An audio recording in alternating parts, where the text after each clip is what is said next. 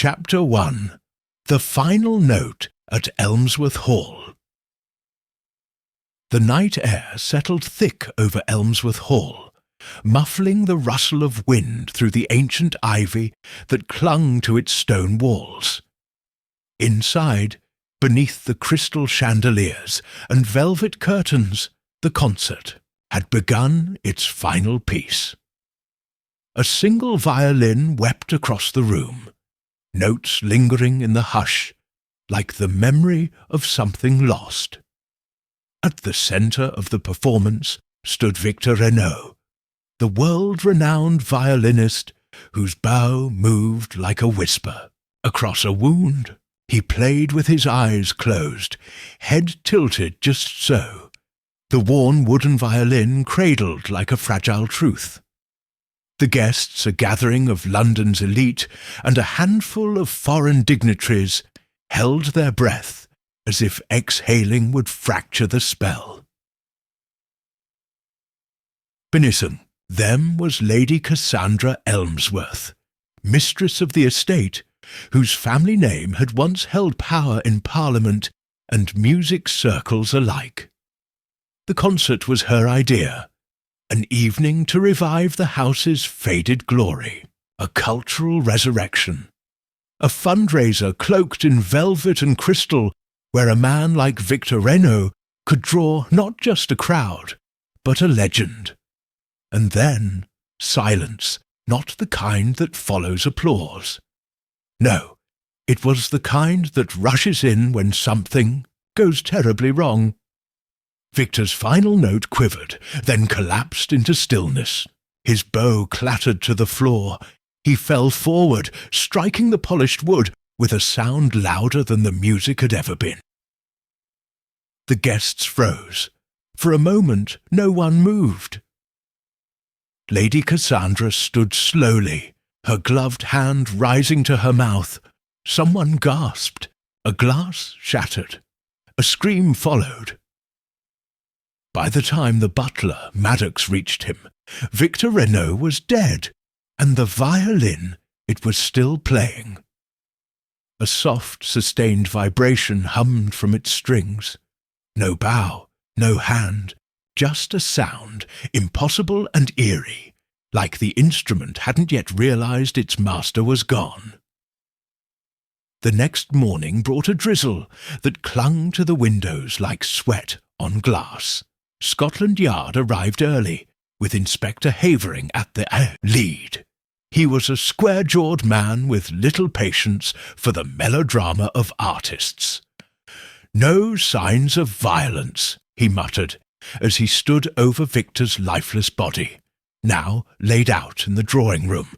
No bruises, no bleeding, just collapsed mid-performance.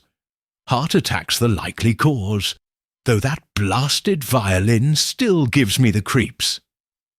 Lady Cassandra sat opposite, her face pale beneath her wide-brimmed mourning hat, though it was far too early for mourning clothes.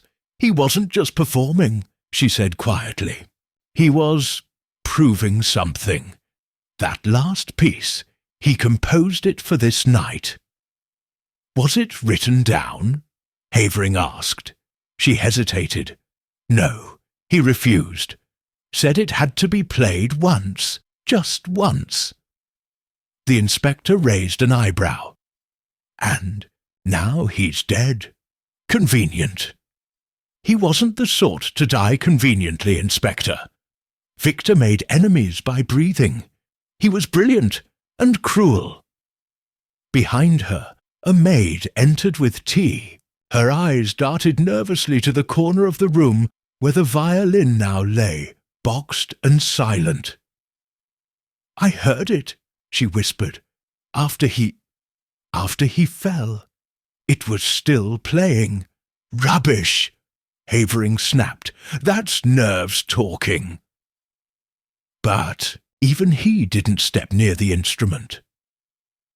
By evening, the whispers had already begun. Victor Reno's final composition, the Dead Man's Tune, the guests had begun calling it, was said to have killed him. And the violin Some claimed it was cursed. Lady Cassandra, frustrated by the Yard's early conclusions, made a quiet phone call. Her voice, though shaken, was precise. Yes, he's dead. No explanation. And Scotland Yard is already assigning natural causes. She paused, then said softly, "But I don't believe it was natural at all." A beat. "Yes, tell him I'll cover his travel. No, I won't question his methods." A longer pause. Then, with finality, "Tell Hercule Poirot the violin played after its master died." Chapter 2. A Murder Without a Mark. Hercule Poirot arrived at Elmsworth Hall in the late afternoon, his small, neat figure cutting through the drizzle as he emerged from the carriage with the precision of a man used to orchestrating life's smallest movements. He adjusted the brim of his hat, a step slower than the rest of the world, as if savouring the moment before it unfolded. He had received the message. Lady Cassandra's request was compelling, though it lacked the usual clarity of purpose. Oh, violin that played after its master's death! The very suggestion felt almost absurd. But Poirot had learned long ago that in every absurdity there was a truth waiting to be uncovered. Inside the grand house, the tension was thick. The scent of freshly brewed coffee mingled with the chill of aged wood. The guests who had witnessed the strange death the night before had long since departed, leaving only the traces of their opulence behind. The heavy drapes were drawn tight, and only a few candles illuminated the rooms, their flames flickering like whispers. Lady Cassandra was waiting for him in the drawing-room. She had changed into darker clothing, though her composure remained impeccable, her back straight and her chin held high. As Poirot entered, she offered him a weary smile. "Thank you for coming, Monsieur Poirot," she said. "I fear that Scotland Yard is not looking in the right direction.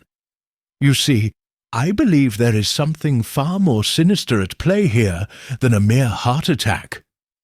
Poirot raised an eyebrow, but said nothing. He simply waited for her to continue, his gaze flickering toward the corner of the room where Victor's violin rested, silent now, but still ominously present. Lady Cassandra led him to the spot where Reno had collapsed. As you can see, there are no marks on his body, no signs of struggle. And yet he was poisoned, Monsieur Poirot. I am certain of it. Poirot's eyes narrowed as he examined the space. There was an unsettling stillness to the room, as though time had frozen, the moment of Victor's death in place. He bent down, his gloved fingers gently brushing the violin. It had been carefully placed in its case, the strings tightly secured. No sign of tampering, no indication that it had ever been anything more than a simple instrument. "Poisoned, you say?" Poirot asked, his voice a mixture of curiosity and skepticism. "Yet you speak of no marks, no visible signs of distress. If there is poison in the body, it leaves its trace. Is there not a hint of something, a smell, a discoloration?" Lady Cassandra shook her head. "Nothing. He simply collapsed. His breathing slowed, and then he was gone. The doctor was called, but by the time he arrived it was too late." Poirot stood back, his gaze still fixed on the violin, which seemed so innocuous in its case. His mind was already racing, connecting dots in the quiet rhythm that only he could hear. There was something wrong about this scene, something deeply wrong. "May I speak to the doctor who attended him?" Poirot inquired. Lady Cassandra nodded. Dr. Cartwright is upstairs. He's been of little help, but perhaps you will see what I cannot." Poirot made his way to the study where Dr. Cartwright waited, a thin man with spectacles perched on the edge of his nose. His hands trembled slightly as he poured tea into a cup, his eyes avoiding Poirot's gaze. "I understand you attended to Mr. Reno last night." Poirot's voice was calm, though sharp. Dr. Cartwright nodded. "Yes, but I'm afraid I could offer little. By the time I arrived, he was already gone." "And his condition? Were there any signs of poisoning?" The doctor paused, his eyes flicking to the side before he answered. "None. His skin wasn't discoloured. There was no foaming at the mouth, no symptoms of a violent reaction. It was as though he simply stopped. There was nothing I could do." Poirot's lips pressed together. "But surely you conducted an autopsy to confirm this was not a case of poisoning?" "I did," Dr. Cartwright said, his voice tightening, "but I couldn't find anything. I thought it might be a heart failure. His heart was weak from years of playing. But I don't know. There's something about it that doesn't sit right." Poirot raised a hand, signalling him to stop. "The violin," he said quietly. "It plays after its master dies, does it not? That is what you have been told." Dr. Cartwright's eyes widened, his fingers going still. I did hear it. I thought it was my imagination. But you heard it too?" Poirot nodded, his gaze piercing. "I have not heard it, but I intend to. Please, show me where the violin is kept." Back in the drawing-room, Poirot stood before the violin, his fingers hovering over the case. He was silent for a long moment, his mind sifting through possibilities. "There is more to this," Poirot murmured softly. "The poison is not in the body. It is in the music. The violin itself is the instrument of murder." Lady Cassandra's face paled. "You think the violin was the weapon?" Poirot smiled thinly. "Not the weapon, the medium, the clue that was left behind. But why?" The answer, Poirot knew, would not come easily. The puzzle was far from solved. But one thing was certain: Victor Reno had not died of natural causes. Someone had orchestrated this murder with the utmost precision, leaving behind nothing but the haunting echo of a violin that should have never played again. Chapter 3. The Violinist's Last Rehearsal. The evening sun cast a fading glow through the windows of Elmsworth Hall as Hercule Poirot sat quietly by the grand fireplace, his sharp eyes following the flickering dance of the flames. Lady Cassandra, who had grown increasingly anxious since Poirot's arrival, paced before him. Her movements were quick, as though she could somehow outpace the dreadful knowledge that seemed to seep into the walls of her home. "Tell me, Lady Cassandra," Poirot said, his voice soft but commanding. "What exactly did Mr. Reno speak of before his death? What was the nature of his last rehearsal?" She stopped pacing, turning to face him, a slight tremor in her hands. "Victor was obsessed with his last piece, Monsieur Poirot. He'd worked on it for months, if not longer. He believed it was his greatest composition. I attended several of his rehearsals, though I must admit I wasn't entirely convinced of its brilliance. There was something unsettling about it, but I never imagined it would end like this." Poirot raised an eyebrow. "Unsettling? In what way?" Lady Cassandra hesitated. "The music, it was different. There was a deep sadness in it, a kind of mourning, but not for anything that had happened. It was as though it was mourning something that was yet to come. Poirot nodded slowly. It seemed the heart of the mystery lay in the music itself. Renaud's obsession with it, Lady Cassandra's unease, the strange manner of his death, all of it pointed towards something hidden within those final notes. Where were these rehearsals held? Poirot asked. Was it always here in the hall? Lady Cassandra shook her head. No. In fact, he preferred to practice in the music room upstairs. He said it gave him peace, away from the distractions of the house.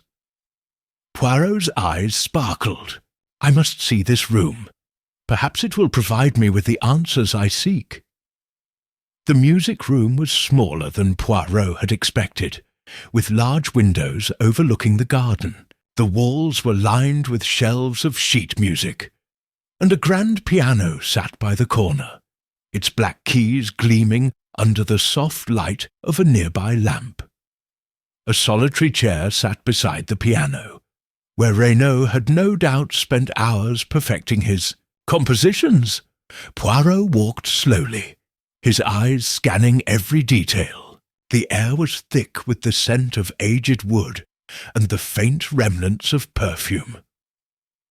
It was a space of refinement, yet there was an undercurrent of something heavier, something off balance.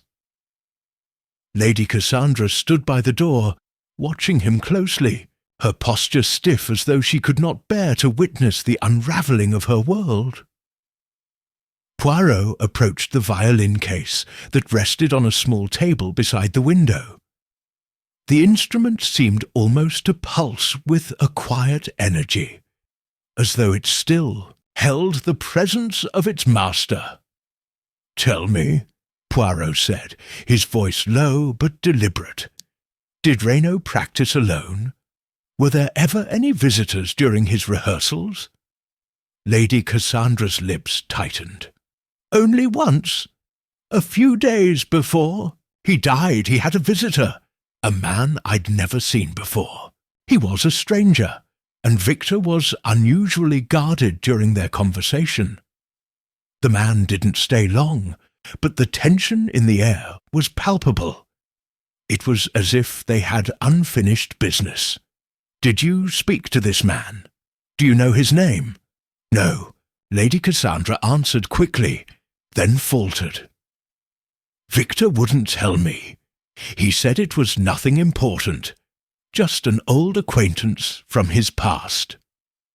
Poirot turned back to her, his gaze piercing. "This old acquaintance, do you know what they spoke of?" Lady Cassandra bit her lip. "No, I didn't hear anything directly.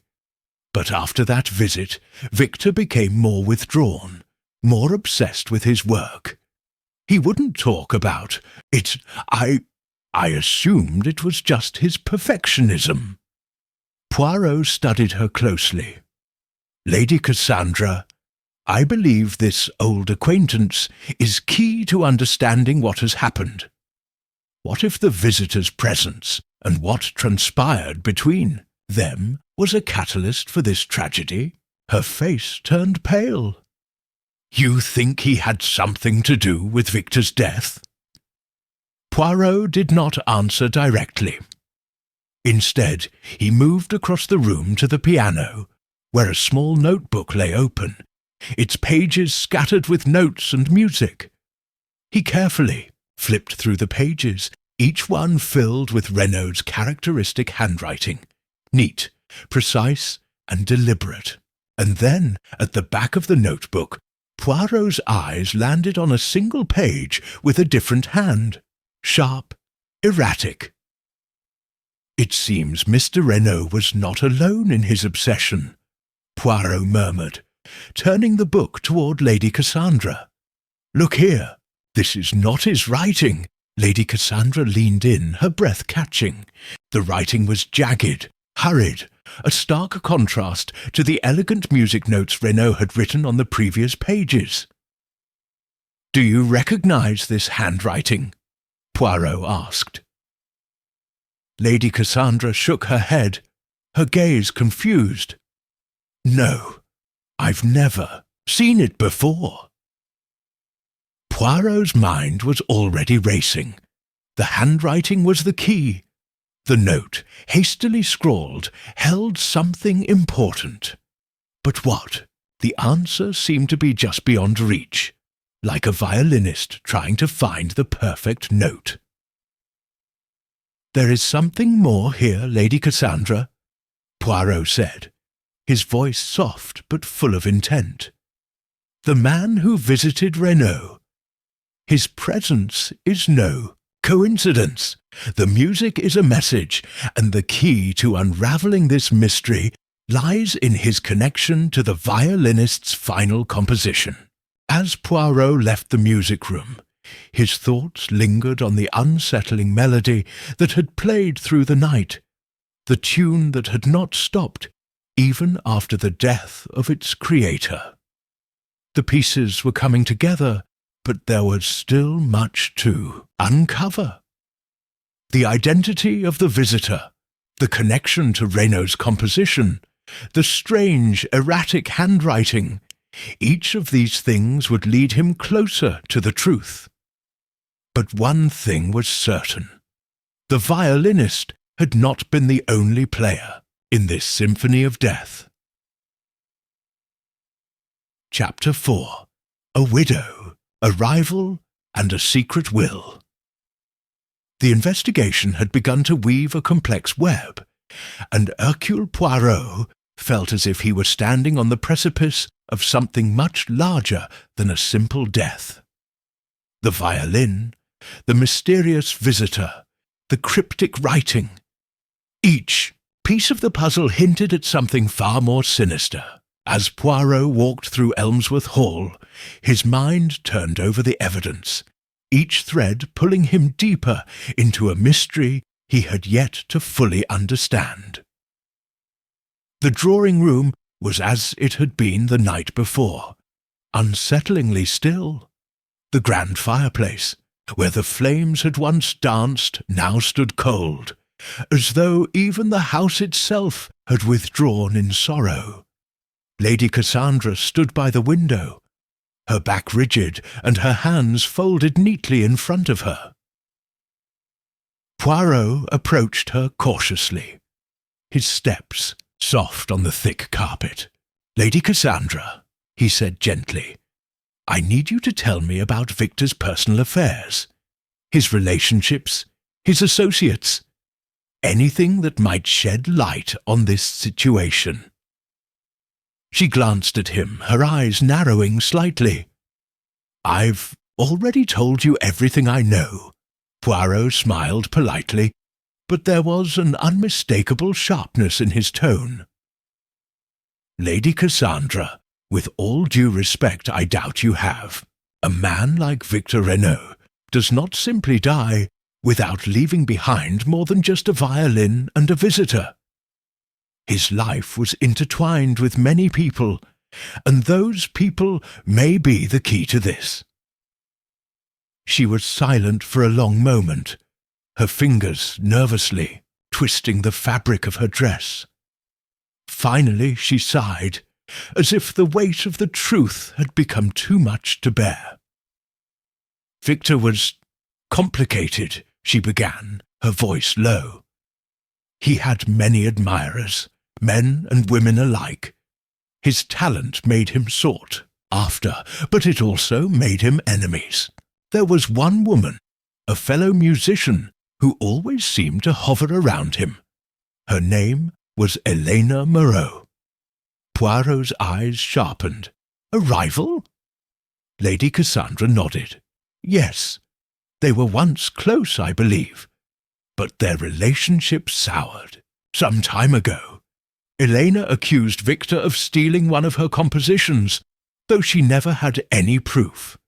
Still, the bitterness lingered, and though I'm not certain, I suspect she was at Elmsworth Hall the night he died." Poirot frowned, his mind sifting through the possible connections. A rival who felt wronged by Victor. It was a motive, but was it the right one? And what of his family? He asked. Did he have any complications there? Lady Cassandra hesitated. Victor's family had little to do with him. His father, a well-known composer, had long since disowned him for pursuing a different kind of music. But there was one person, Victor's cousin, Gilbert Reno. He was a man of little wealth, but much ambition. It's possible he hoped to inherit something from Victor. Poirot raised an eyebrow. Inheritance? Lady Cassandra nodded. Victor never spoke much about it, but there was a rumour circulating that he had written a will that would surprise many, especially Gilbert. No one knew for certain, but there were whispers of it. A secret will, perhaps. Poirot mused aloud. How intriguing. Poirot wasted no time. The pieces of the puzzle were falling into place. But one crucial question remained. The secret will. He needed to see it. Without it, he would never be able to understand the motivations behind the people connected to Victor Reno. Lady Cassandra's expression was taut with anxiety as she led Poirot to the study where the papers were kept. She seemed reluctant, as though she feared what the documents might reveal. Victor's lawyer left instructions to open the will after his death. It's in the safe behind the painting. Poirot stepped forward, his sharp eyes scanning the room. He moved with purpose, examining the space, his hand hovering near the painting that covered the hidden safe. It was a work of art, a still life of fruit, painted with such detail that it appeared almost lifelike. He studied it for a moment, then turned to Lady Cassandra. "Do you mind if I—" Poirot asked, his voice gentle. "Please," she said, nodding, her face tight with worry. With deft precision, Poirot slid the painting aside, revealing the safe hidden behind it. He quickly worked the lock, the mechanism clicking open with a quiet, satisfying sound.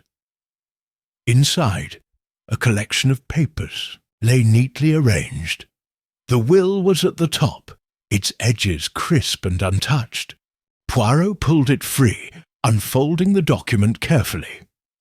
His eyes scanned the words, moving over the clauses with practised ease. The will was simple, straightforward. Yet one line caught his attention.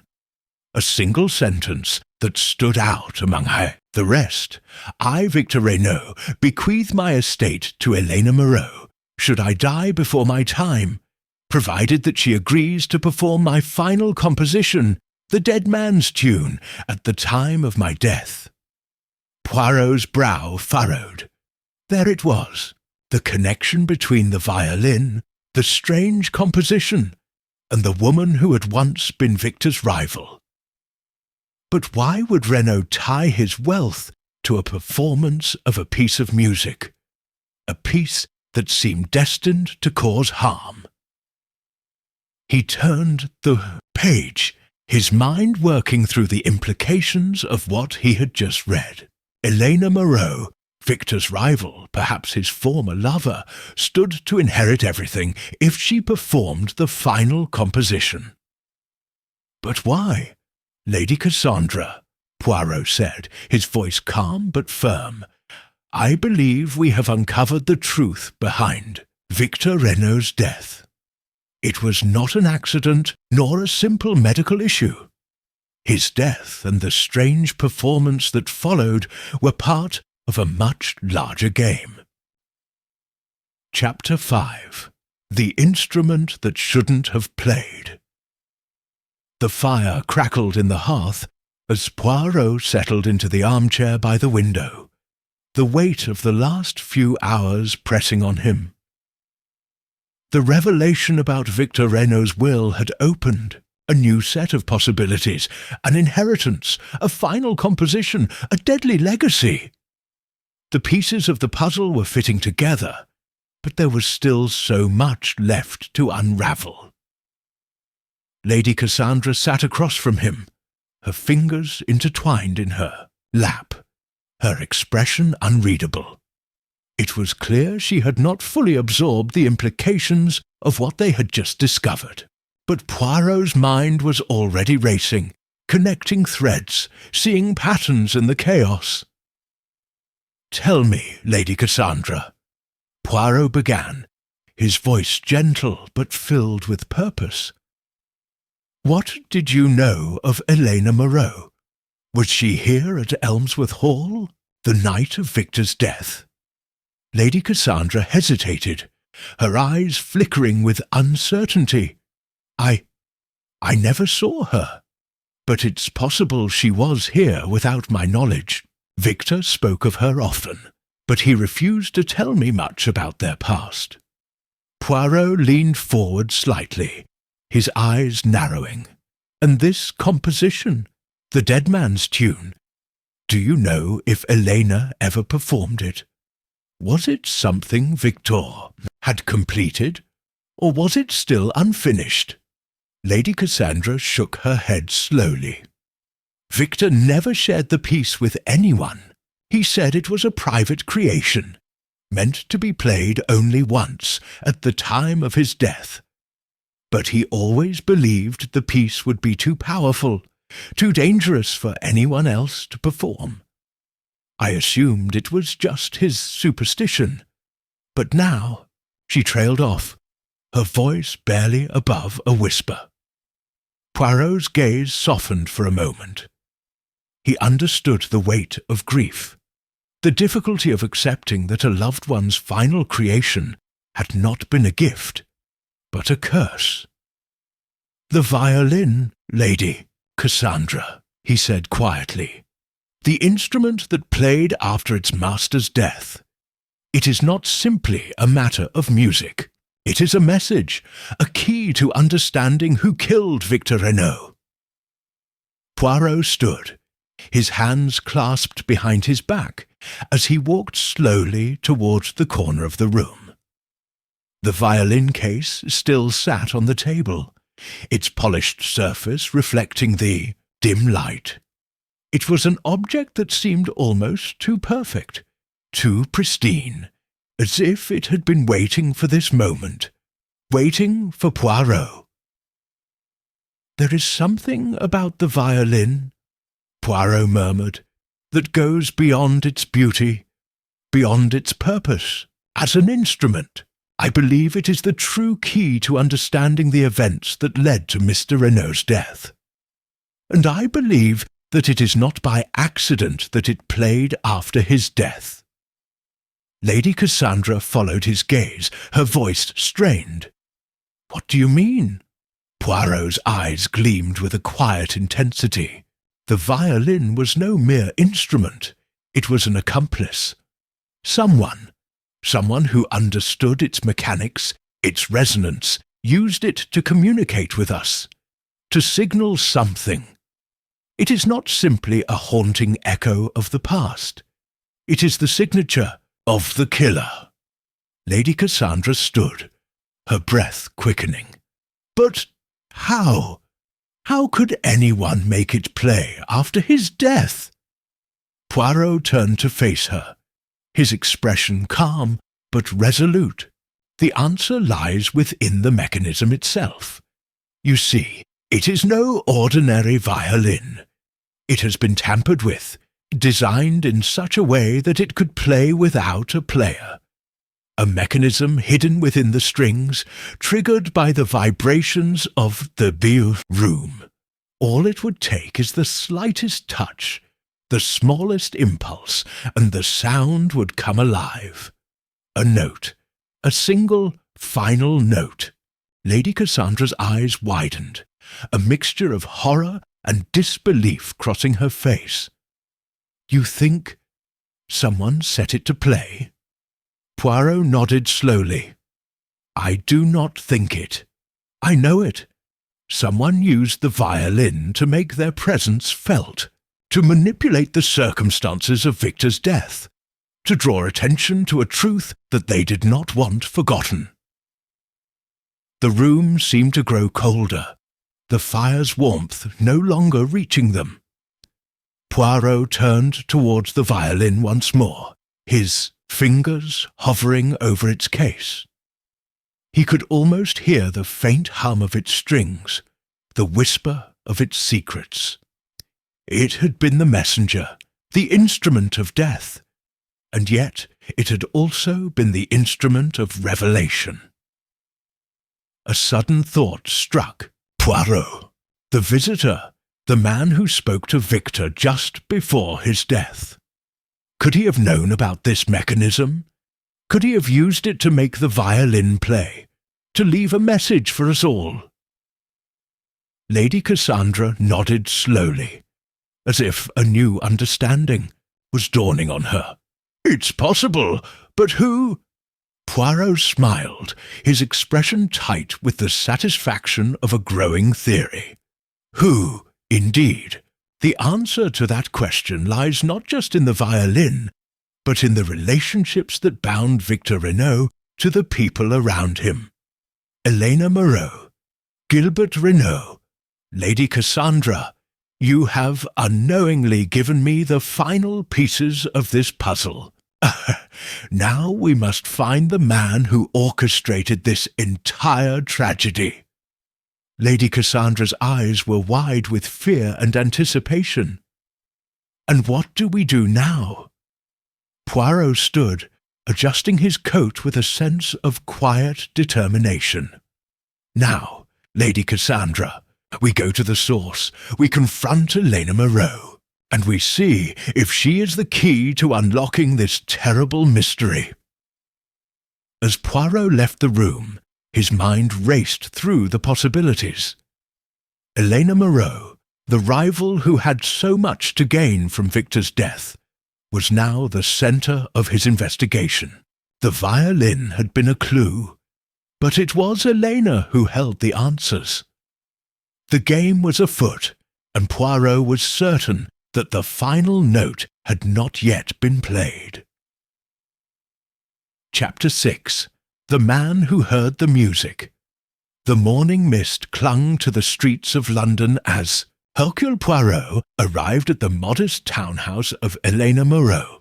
The fog, thick and suffocating, seemed to mirror the enigma that surrounded the woman whose name had echoed through the investigation like a ghost. Elena Moreau, once Victor Reno's lover, and later his bitter rival, was an enigmatic figure. She had disappeared from the public eye years ago, her music overshadowed by her scandalous accusations against Victor, accusing him of stealing her compositions. Now, the game was bringing them back together. Victor dead, his final composition linked to his demise, and Elena at the centre of it all. Poirot knocked sharply at the door of the townhouse. A few moments passed before it creaked open, revealing a woman in her late 30s, her face pale and drawn. She had the kind of beauty that looked more like melancholy than charm. Her eyes were wide but distant, and her dark hair fell like a shadow around her shoulders. "Elena Moreau?" Poirot inquired, his voice gentle but firm. She studied him for a long moment, as though sizing him up, before nodding slowly. "Yes. Who are you?" "I am Hercule Poirot, Monsieur Poirot," he said, offering a polite bow. "I am investigating the death of Victor Reno. I believe you may be able to assist me." Elena's expression shifted, her lips pressing into a thin line. "I don't know what you think you'll find," she replied, her voice low and guarded. "Victor is dead, and I had nothing to do with it. I didn't even see him before that night. May I come inside?" Poirot asked, his tone not requesting but asserting. There are matters we must discuss, important matters." Elena hesitated, but finally stepped aside, allowing him entry. As Poirot crossed the threshold, he noted the room's starkness, the coldness in the air, the absence of warmth or comfort. It was a space that looked as if it hadn't been lived in for years. A grand piano sat in the corner, its keys gathering dust. Sheet music was scattered across the floor, but it was all abandoned, forgotten. "Please sit," Elena said, her voice tight as she gestured to a chair across from her. "I don't have much to say about Victor. I told the police everything." Poirot took a seat, his hands folded neatly in his lap. His eyes never left her face, studying her expressions, her movements. He was calm, but his mind was already sifting through the layers of her guarded words. "Did you hear the music?" Poirot asked quietly. "The music that played after Victor Reno died." Elena flinched slightly, her eyes narrowing with a mix of confusion and wariness. I heard about it. Everyone did. But I was not there when he died. I haven't been there in years." Poirot watched her closely. Her words were measured, but there was something about her reaction, something that didn't quite fit. "You are an accomplished violinist, are you not?" he asked. Elena nodded stiffly, her gaze shifting towards the piano as if avoiding his eyes. "Yes, I was. I no longer play." "Why?" Poirot asked. His voice was gentle yet probing. "Why would a woman of your talent give up her music?" A long silence followed. Elena's fingers fidgeted with the edge of her sleeve, her shoulders hunched, as if carrying the weight of a secret that had long been buried. Finally, she spoke, her voice barely above a whisper. "Because music doesn't always bring joy. Sometimes it brings pain." Poirot's gaze softened, but he pressed on. "Tell me about your last meeting with Victor. Was there any reason he would have wanted to leave you something? Something as powerful as his final composition?" Elena's eyes snapped up, her expression one of shock. "What do you mean? What are you talking about?"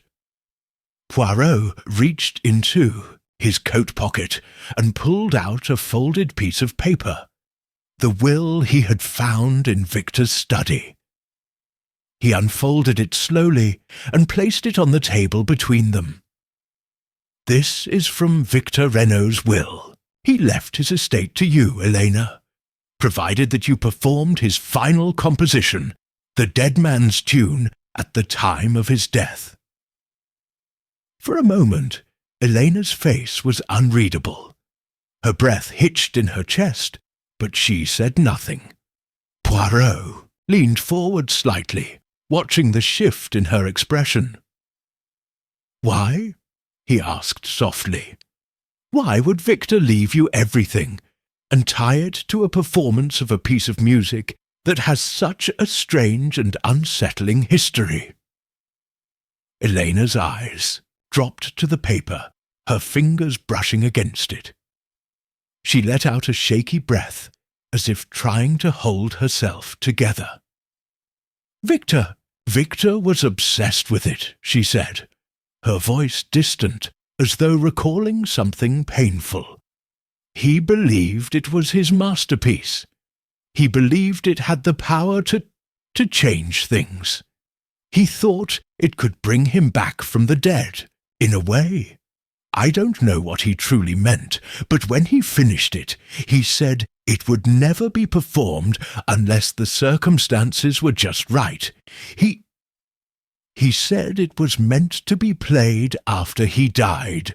Poirot studied her closely, his eyes narrowing slightly. "But you did not play it, did you?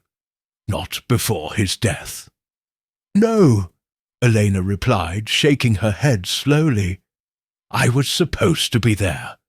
I was supposed to perform it when he passed, but I couldn't. I couldn't bear it. I didn't want to be the one to bring his death into the world." Poirot nodded slowly, understanding more than she realized. "And you weren't there, but someone else was." Elena's eyes flickered with guilt. "I wasn't there, but I heard it. After he died, the violin, it played the music, and I knew then that something had gone terribly wrong. But I swear, to you, Poirot, I had nothing to do with it." Poirot's mind raced as he processed Elena's words. The violin had been the instrument of death, but it had also been the instrument of revelation. Victor Reno had tied his legacy to it, and it was this legacy that was now dragging everyone into a deadly web of mystery. There was a truth to be uncovered, a truth about the music, about the rivalry, and about the forces that had driven Victor Reno to his untimely end. But the question remained, who truly held the power to control the music, and what, exactly, did it mean for the killer to have left behind a final, deadly note? Chapter 7. Poirot makes a quiet entrance. The evening was drawing in as Poirot left Elena Moreau's townhouse. The fog had thickened, wrapping the city in a dense shroud of mist that seemed to hide more than it revealed. He had gathered valuable information from their conversation, though much of it had been wrapped in layers of grief, guilt, and secrets. Elena's reluctance to speak openly, the quiet sorrow in her eyes, and her admission of the violin's haunting role, all of it pointed towards something larger, something darker. Poirot's thoughts were interrupted by the sound of a carriage pulling up beside him. He turned slightly to find Lady Cassandra, her face pale but determined. She stepped out of the vehicle with the grace of a woman who had become accustomed to bearing the weight of others' expectations. "Poirot," she said as she approached him, her voice barely audible beneath the fog's muffling grasp. "I need to speak with you." He nodded, gesturing toward the nearby bench where they could talk away from the noise of the city. They both sat in silence for a moment, the only sound the distant echo of footsteps and the soft rustle of the mist. "Lady Cassandra, what brings you here?" Poirot asked, his voice gentle, but with an underlying note of curiosity.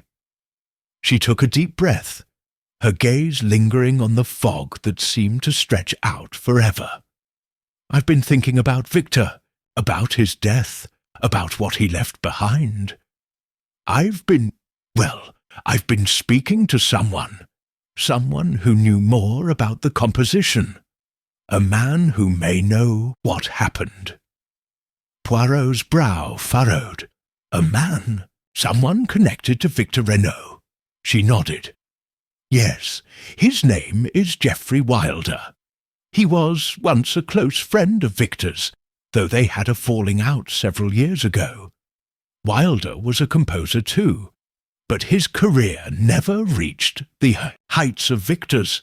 I don't know much about him, but he was there, at the hall, the night of the performance. He left abruptly after the music played, and no one saw him leave." Poirot was silent for a long moment, processing this new piece of information. Geoffrey Wilder, a man with a history, a possible link to Victor's secret composition. But why hadn't Lady Cassandra told him this sooner? "Lady Cassandra," Poirot began, his voice quiet but probing.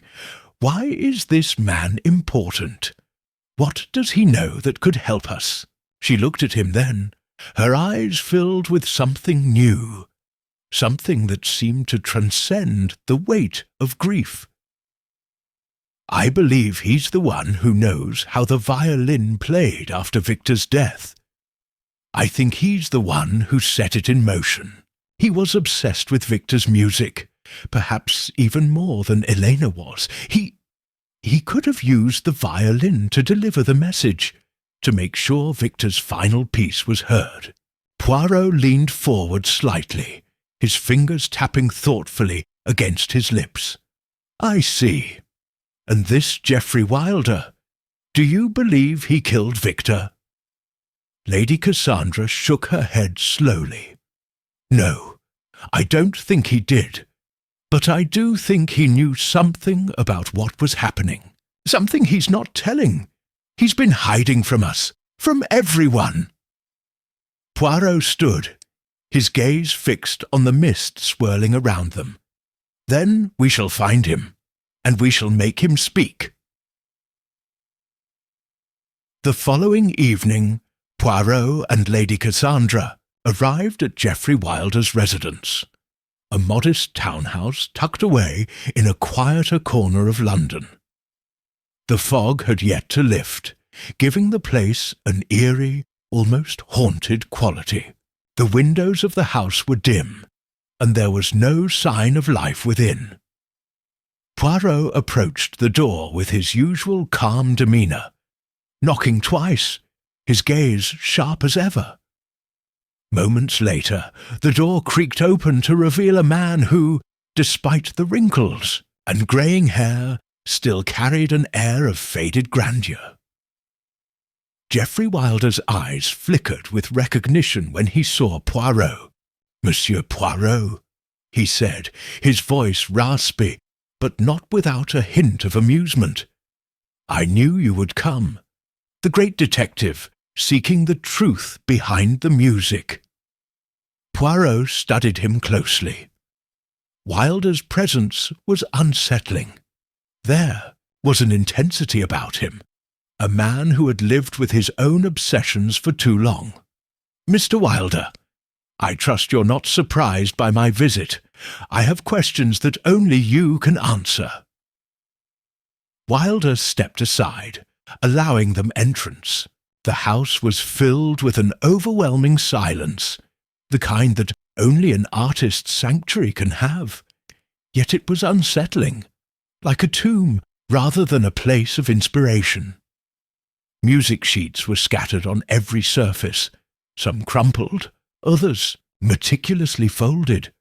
On the far wall hung an assortment of violins, each more exquisite than the last. "Please sit," Wilder offered, motioning toward a leather chair near the fireplace. "I suppose we have much to discuss." Lady Cassandra remained standing, her posture stiff with unease. Poirot, however, made himself comfortable, his gaze never leaving Wilder. "I have come to ask about Victor Reno," Poirot began, his voice steady, "and about the dead man's tune. You were there the night of his death, were you not?"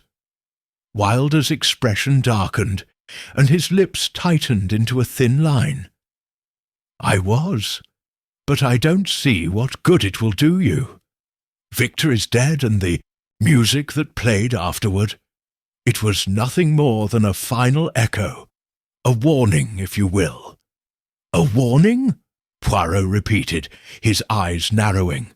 "A warning to whom?" Wilder shifted in his chair, the unease in his body language at odds with the confident tone of his words. "To anyone who would dare to understand it. Victor was too much for this world. His final piece. He believed it would transcend time, that it would carry his genius beyond the grave. But what it really did, Poirot, was expose the madness that lived inside of him. It was a warning, and the violin—" Wilder hesitated, his voice faltering. "The violin was a conduit, a way to make sure that the music would be heard after his death." Poirot's mind raced. He had known that the violin had played a role, But now Wilder's words confirmed his suspicions. The violin was no mere instrument. It was a tool, a weapon, a key to understanding the true nature of Victor's death. Poirot stood, his demeanour as calm as ever. "Mr. Wilder, I believe you know more than you're telling me, and I intend to find out what that is." Chapter 8. A Melody Etched in Blood. The tension in Geoffrey Wilder's townhouse hung in the air like a taut string, ready to snap. Poirot stood across from the man, his sharp eyes cutting through the facade that Wilder had tried to build around his words. The weight of the truth was heavy in the room, and Poirot knew that Wilder was holding something back, something critical that could unravel the entire mystery. Wilder shifted in his chair, his fingers drumming nervously on the armrest. "You don't understand," he muttered, almost to himself. Victor. He was a genius, a brilliant mind, but that mind, it spiraled. The Dead Man's Tune wasn't just a piece of music. It was a reflection of everything that had consumed him, the obsession, the madness, and in the end it became something dangerous. Poirot studied him closely, his voice calm, but filled with quiet intensity. "You speak of madness, Mr. Wilder, but you fail to address the core of the matter. Why did the violin play after Victor's death? You knew, didn't you? You knew how to make it play. You knew how to make sure the world heard that final note."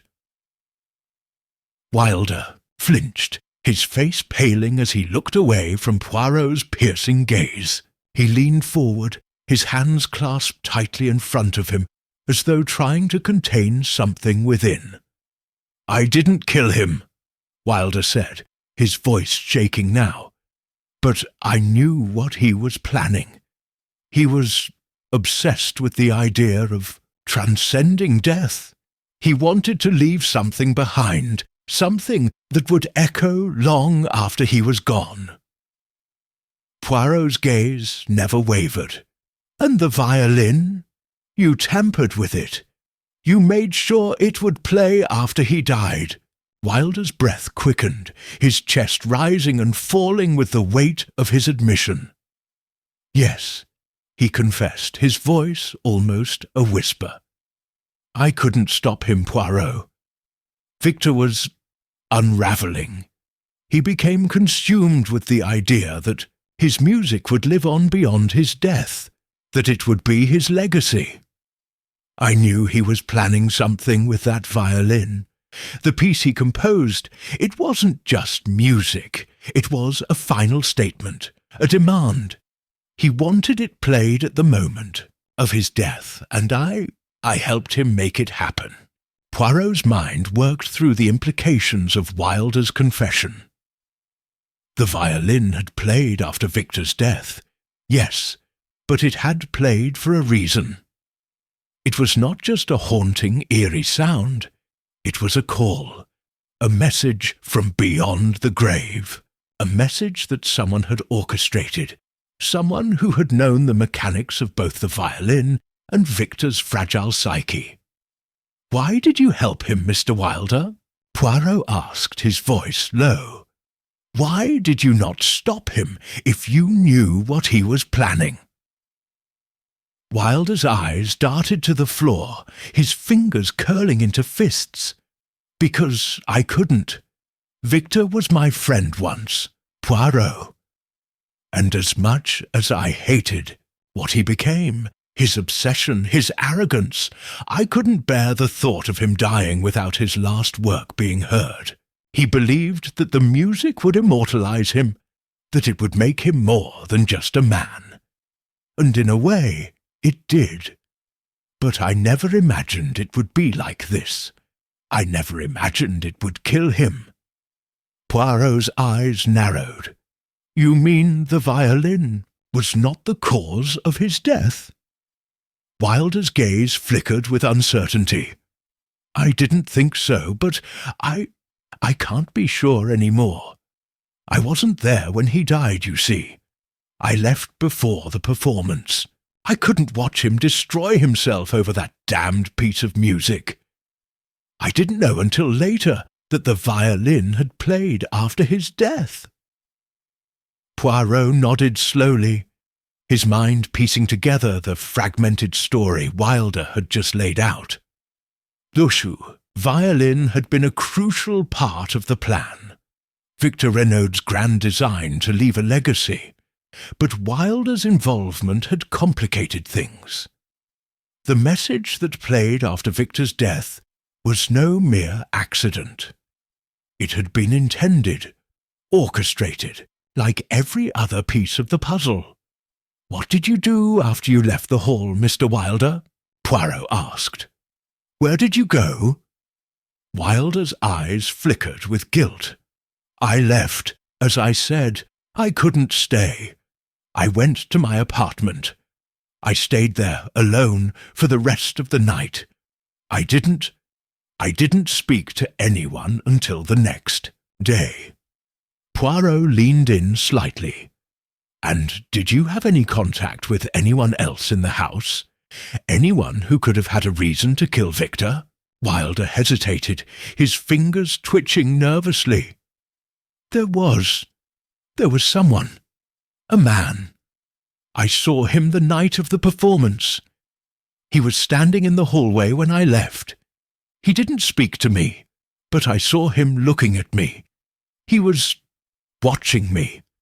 I didn't recognize him." Poirot's mind clicked into place. A stranger.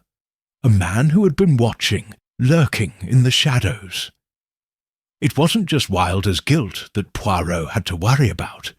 It was the unknown man, the one who had been at the hall and had disappeared just as suddenly as he had appeared.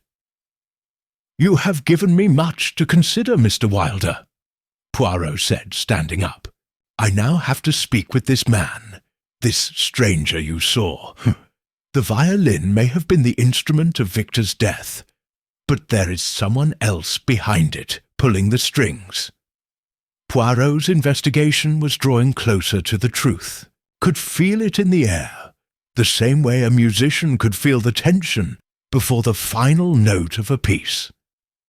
Every player in this dark symphony had their part to play, and now it was time to discover who had composed the final movement. As Poirot left Wilder's house, the fog continued to press in around him. The streets of London were dark and empty, save for the faint glow of street lamps casting their long shadows. In the distance, Poirot could hear the faintest echo of music, a reminder that the melody was far from over. Chapter 9. Scotland Yards. Simple theory. The fog had not lifted by the time Poirot arrived at Scotland Yard. The damp chill of the London air seemed to seep into his bones, but it did little to distract him from the puzzle that was Victor Reno's death. The violin that had played after the man's demise, the mysterious visitor, the enigmatic composer, each clue only seemed to lead to more questions.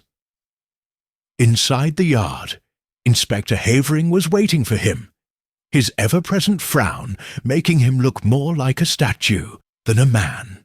The inspector had been following the case with his usual straightforwardness, but Poirot knew that Havering's approach was too simple to solve the intricacies of this particular case.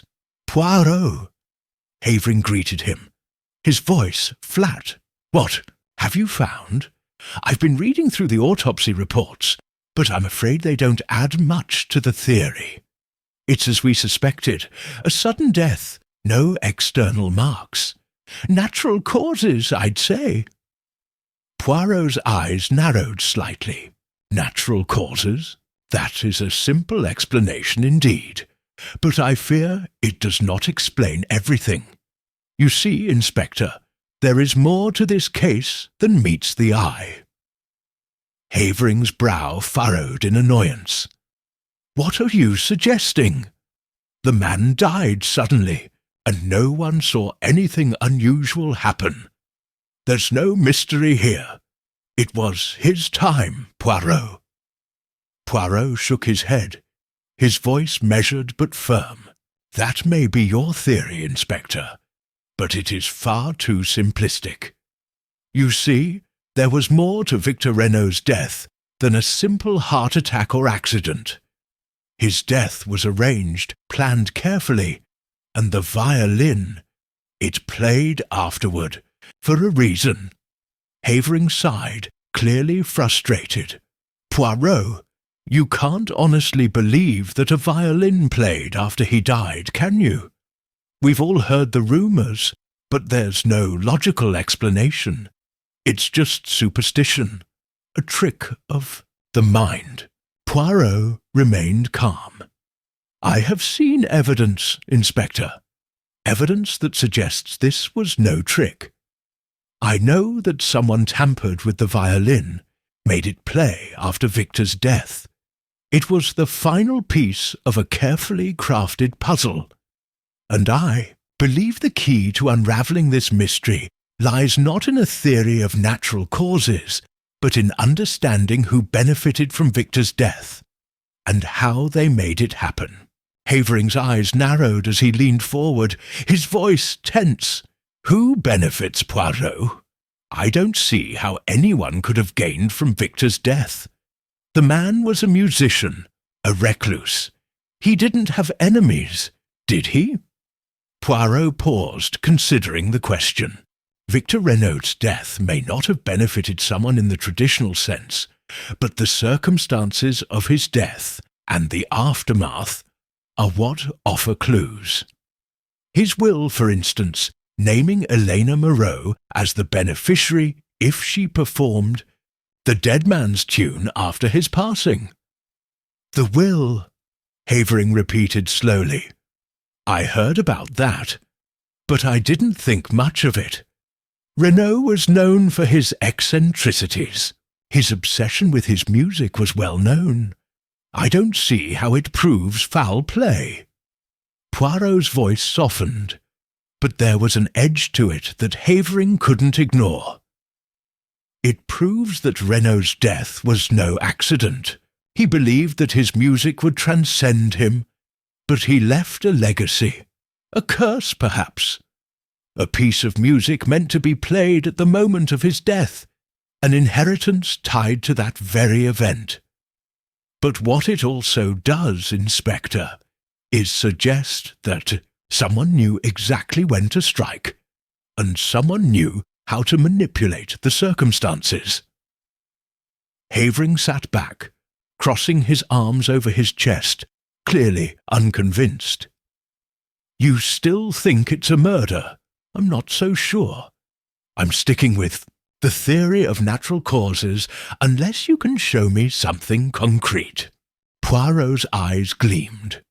"You have overlooked something, Inspector. It is not the death that should concern you, but the message that was left behind.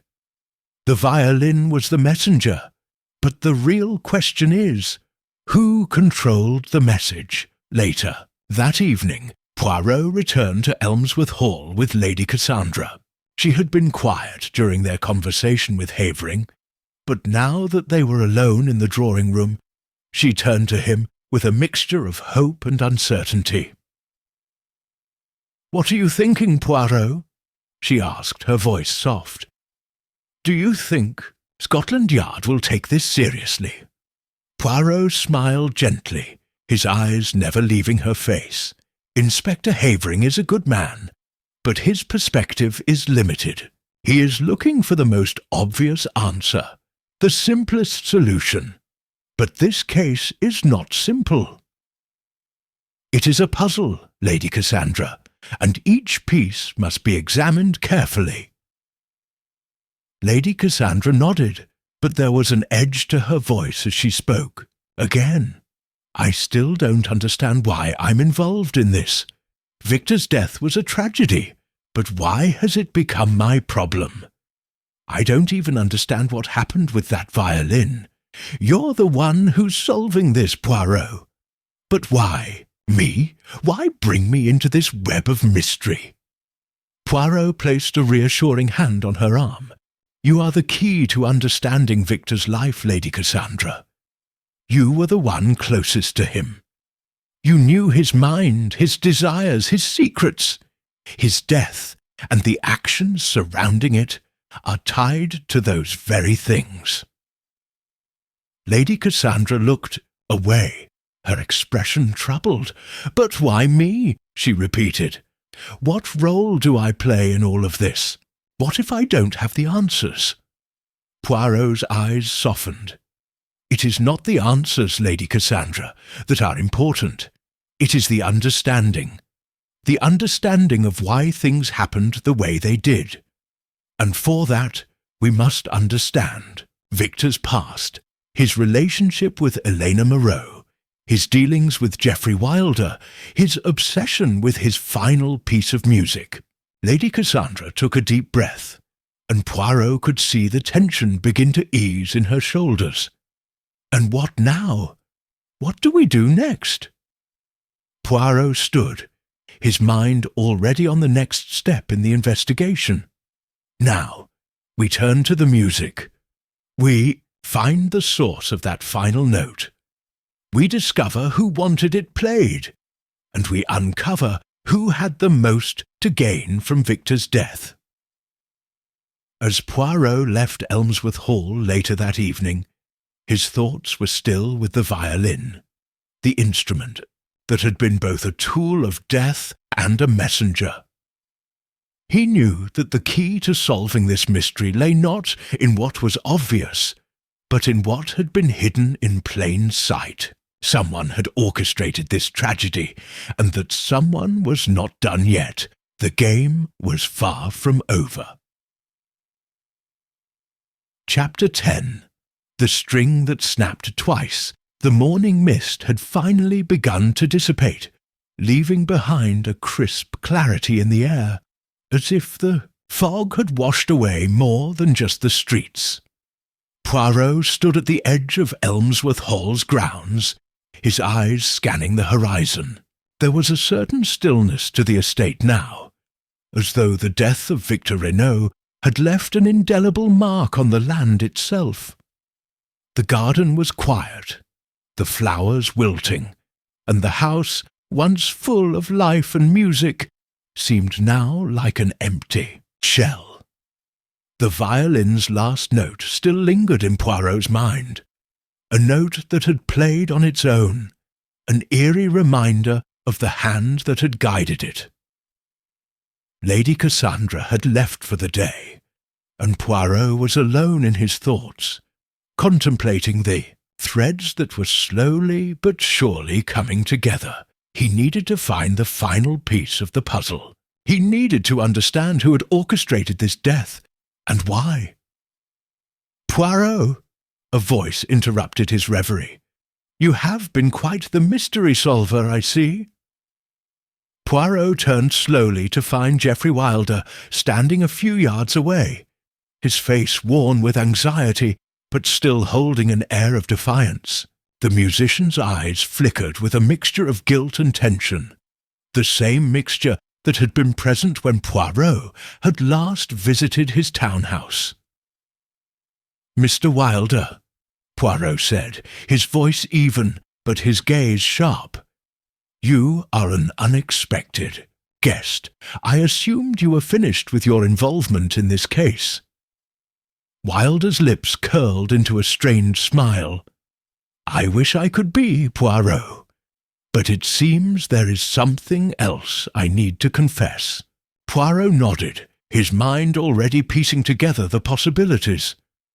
"Confession? I hope it is not too late, Mr. Wilder. You know as well as I do that the web you have woven is far more intricate than anyone realizes. Your involvement in Victor's death, it is not as simple as you would like it to be." Wilder's eyes hardened, and he stepped forward. "I never meant for it to go this far. But I see now that I have made a terrible mistake. I wanted to stop Victor Poirot.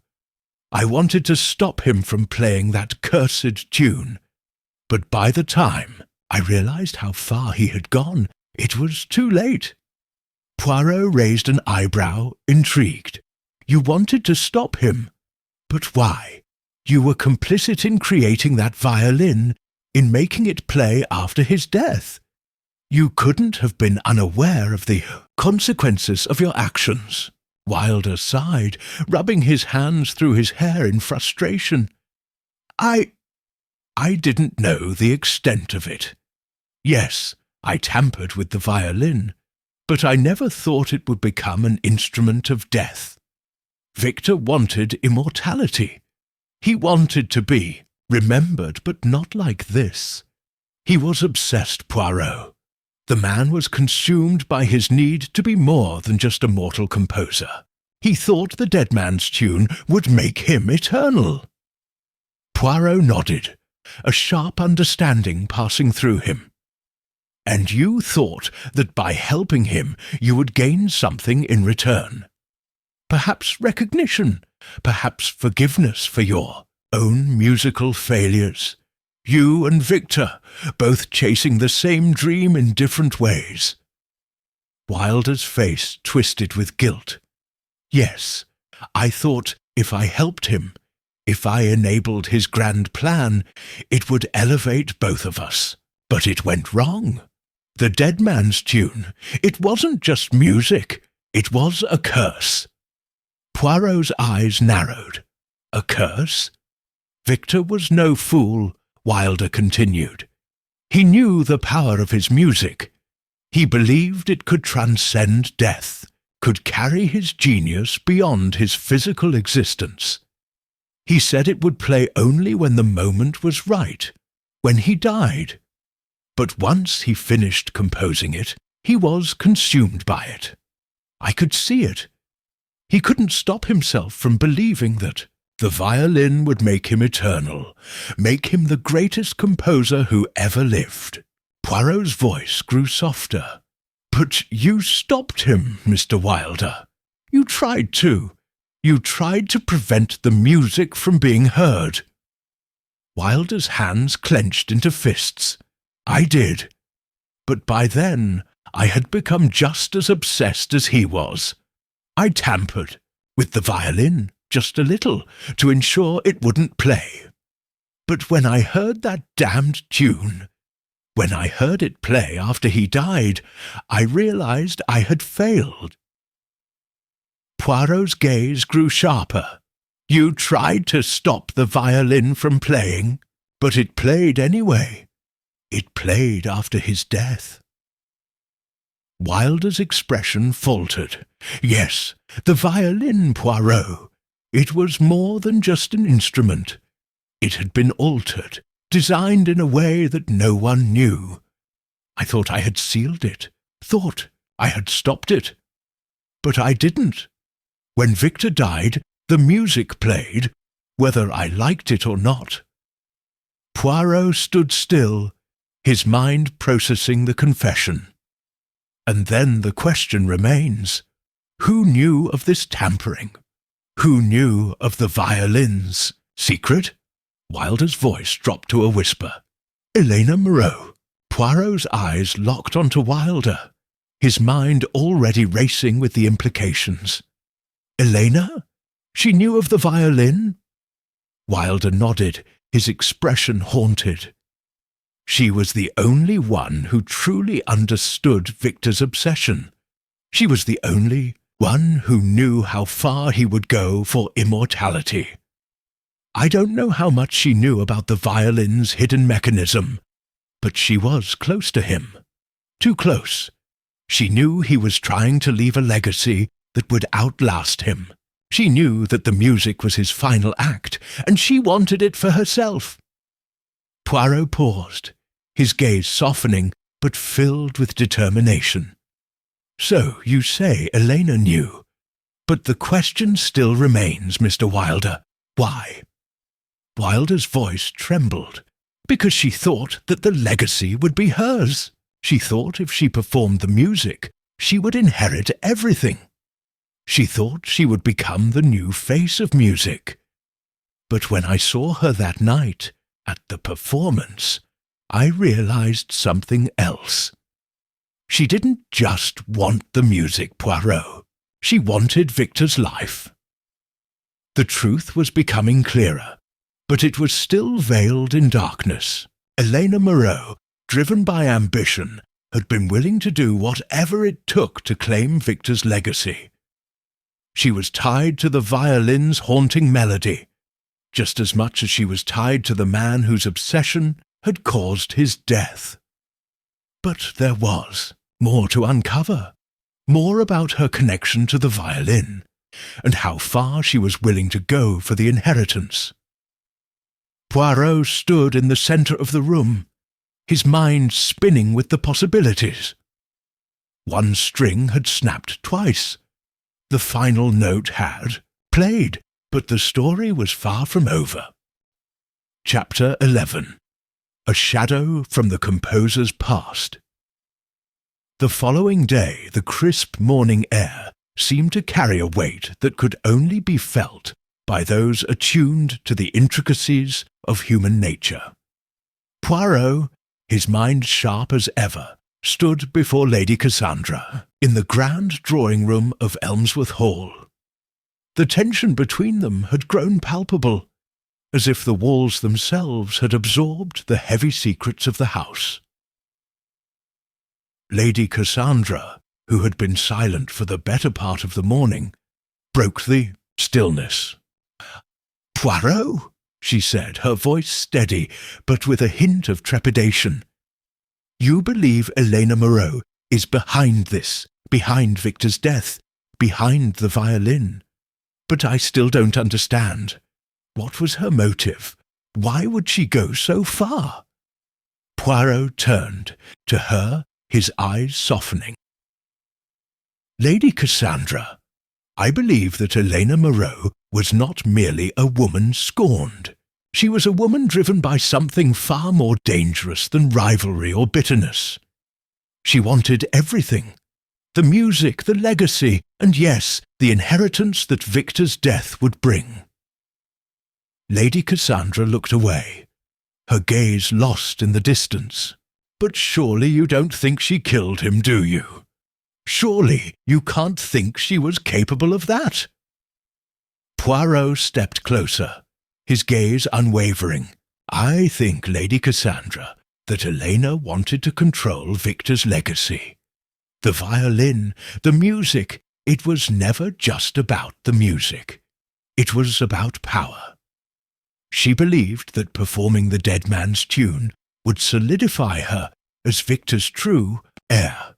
That performance would make her the new face of the music world, the one to carry his genius forward." Lady Cassandra shook her head. "But that doesn't explain the violin. It played after he died, Poirot. That's what I don't understand." Poirot gave a small smile, his eyes thoughtful. "Ah, the violin. Yes, it's the key, isn't it? The violin was never simply an instrument of music. It was an instrument of fate.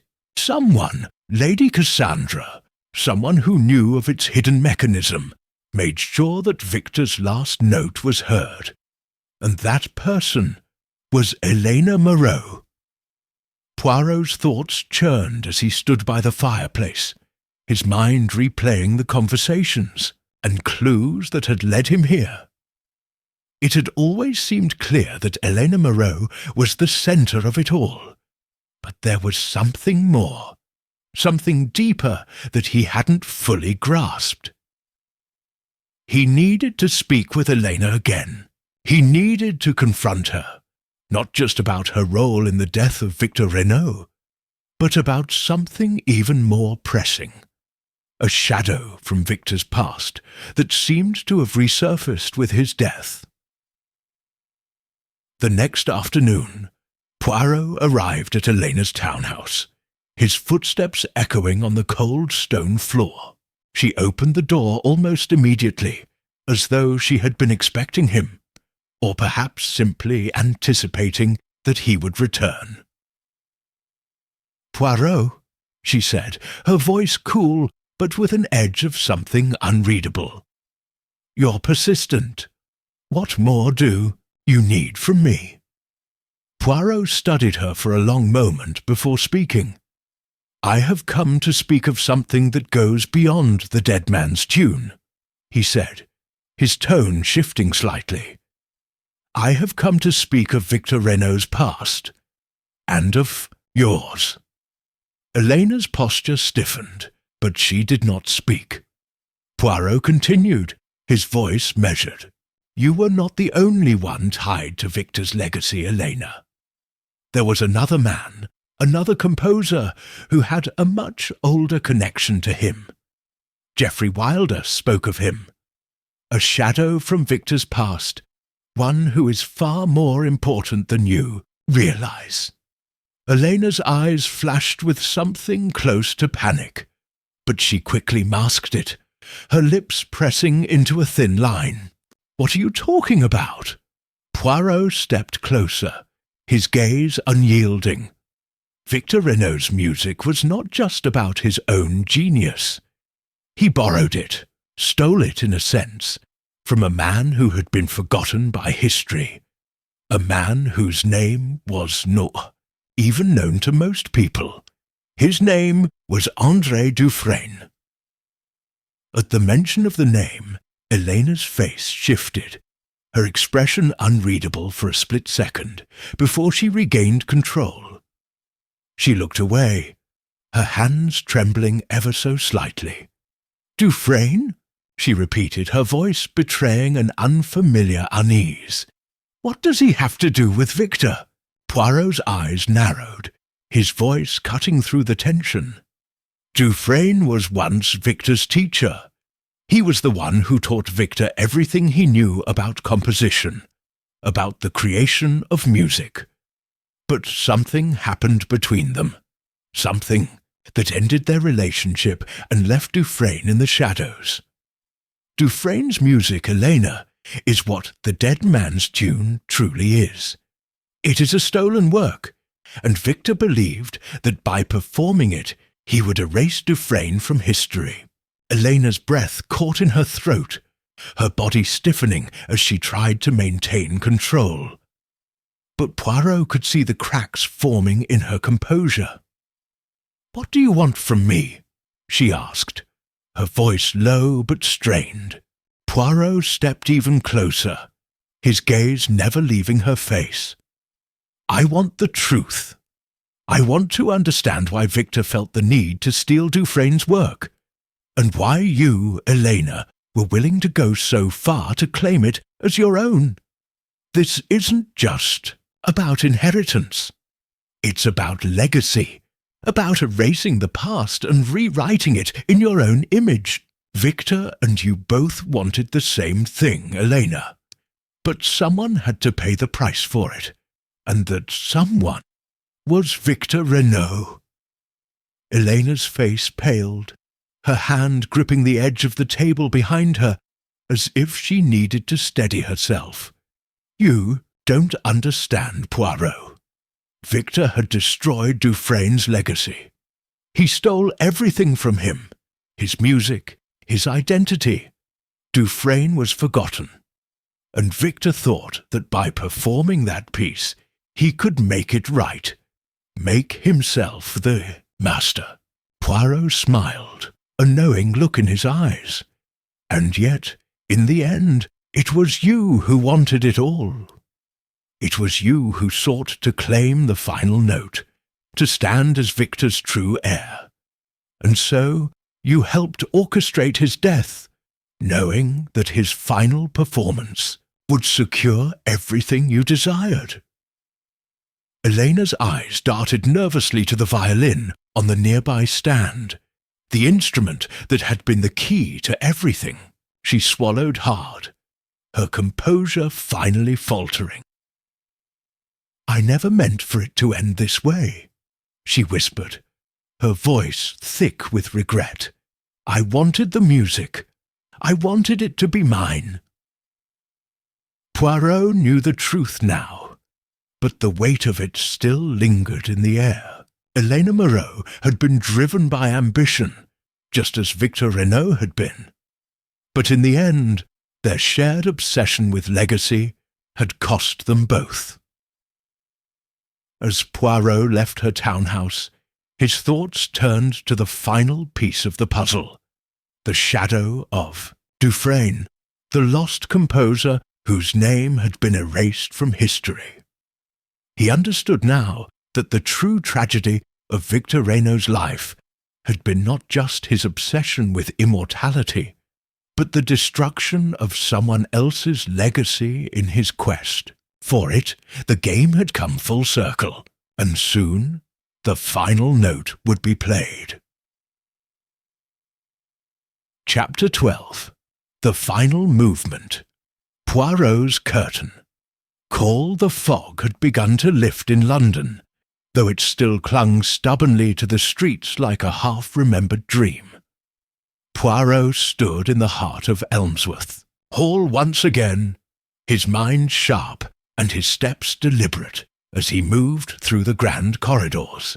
The house that had once been filled with the vibrancy of music and life now felt like a mausoleum, cold, silent, and heavy with the secrets of the past.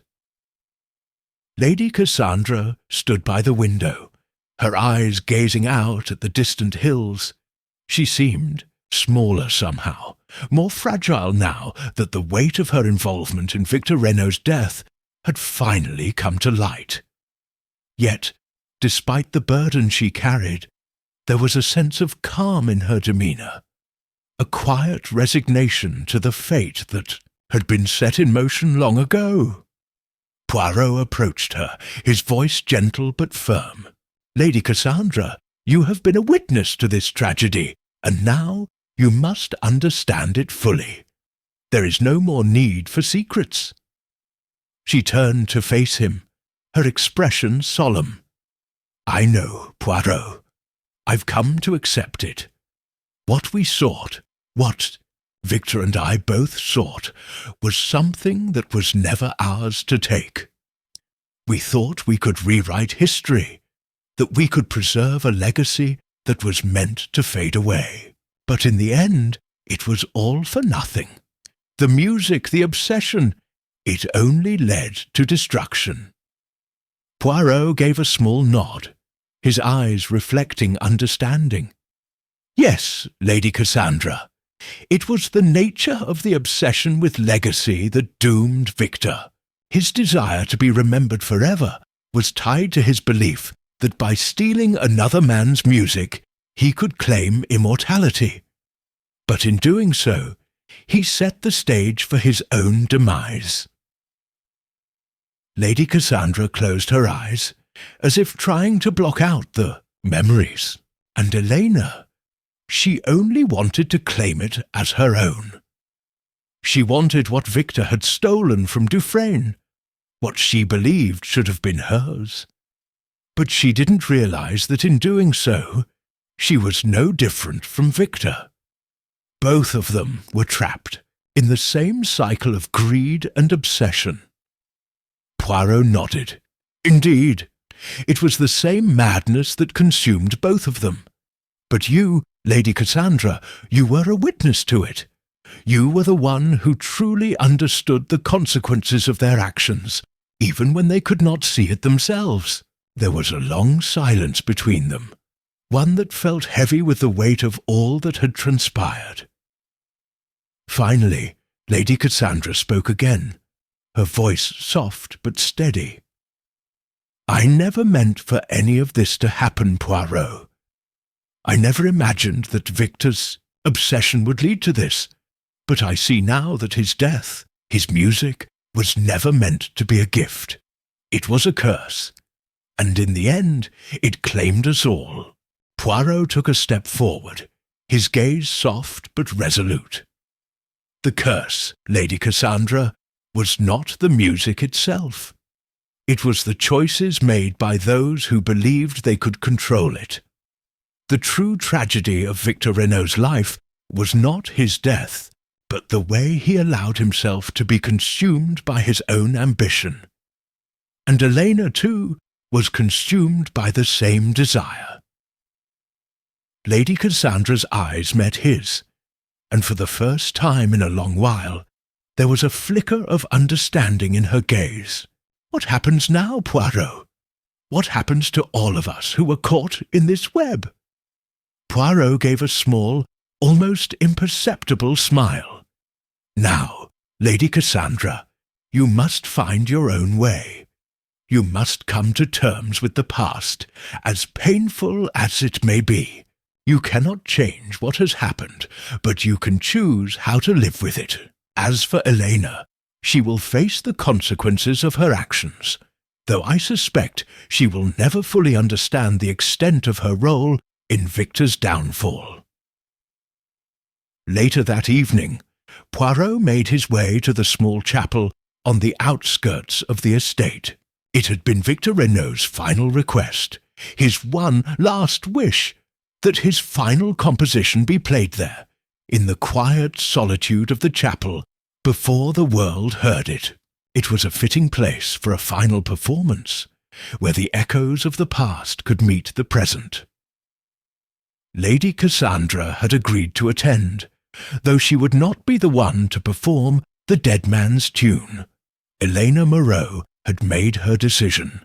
Her role in Victor's tragic legacy sealed by her desire for the inheritance. But now, as Poirot stood in the dimly lit chapel, it was clear that the music would play only once. The violin rested on the stand, its strings glinting faintly in the low light. Poirot looked at it for a long moment, his thoughts drifting to the life it had witnessed, to the music that had been played and played again. The last note had already been struck, but the music would forever be part of the world. Lady Cassandra stood beside him, her hands clasped in front of her. She had come to watch, not to interfere. She had made peace with the reality of what had happened, and now, as the last of the fog cleared from the streets, it was time for the final note of Victor Reno's life to fade into the silence it had created. Poirot took a final glance at the violin, his mind quiet, his heart unburdened by the weight of the past. The case was closed, the mystery solved, and with it the music faded, leaving behind only the quiet truth.